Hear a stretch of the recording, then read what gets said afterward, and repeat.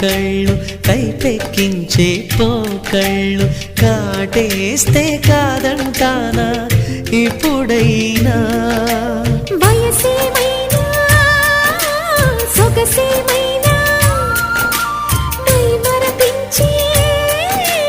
మనసేమైనా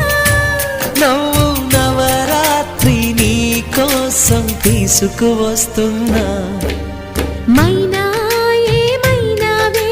మన్మథ మాసం అయినా ఎంతైనా ఇది మెత్తని మోసం